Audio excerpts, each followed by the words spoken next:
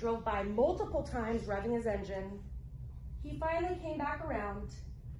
He stopped right in front of the Trevino residence, exited his vehicle, equipped with a handgun and a knife, walked towards the back of his truck, and began approaching the Trevino residence.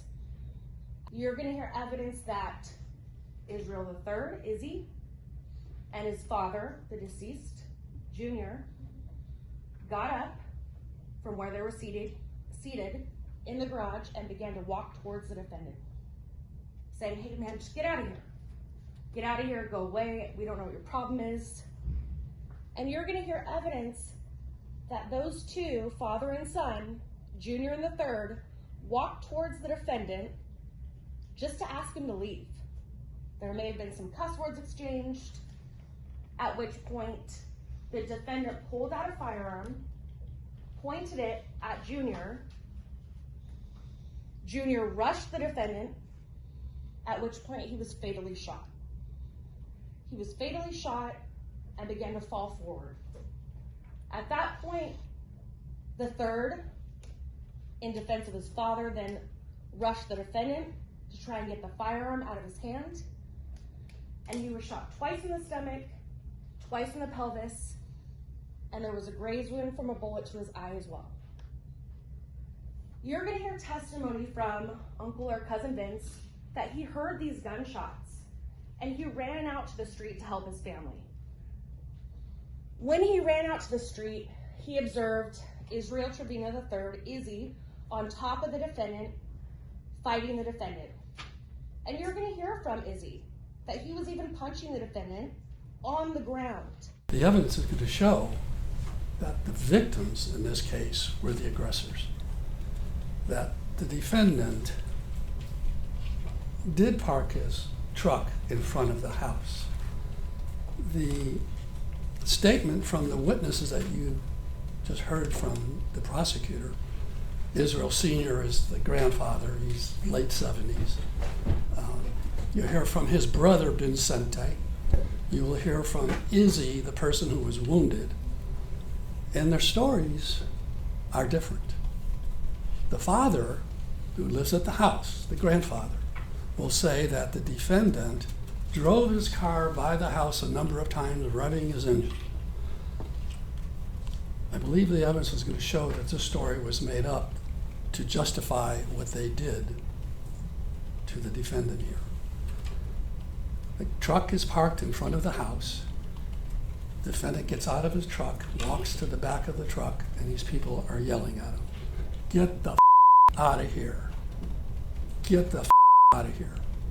You'll see where the truck is parked. You're going to see a video in a little bit. The grandfather, who lives at the house, says that the defendant got out of the truck, had a gun in his hand, and walked to the garage, down the driveway to the front of the garage with the gun. The deceased, that's Junior, and Izzy, the son, get up and push him out of the driveway. That's what the grandfather says. Izzy, the boy who was shot, says something different. He didn't come down the driveway. He never said a word to us about killing us. He got out of his truck. He was at the end of his truck where it was parked. And we yelled at him to get the out of here. And we got up and walked toward the defendant. Junior, the person who was shot, pushed the defendant, and again, they're by the driveway, and the truck is parked in front. And they kept pushing the defendant, backing up, backing up, backing up. You're going to see this video. And where the victims say this happened in front of the driveway is not what happened. The video is going to show you where it really happened. And again, that's the uncle kicking the defendant, Izzy on top of him, and the victim on the ground. And the defendant's on the ground shooting the gun. And you'll see where it was happening, in front of the store, nowhere near the house. Yes, there was a confrontation by the driveway, and the defendant is backing up, backing up, being pushed. And then father, Junior, who was killed, tries to punch him. He gets hit. And then he shoots him. Here's where the mailbox is. Here's where the truck is parked. He's not blocking any mailbox. You're going to hear testimony from Senior, the person who lives there, who will say he comes there a number of times, parks his truck, leaves it there for at least 3 days, and he walks home. The evidence is going to show he lives a mile away.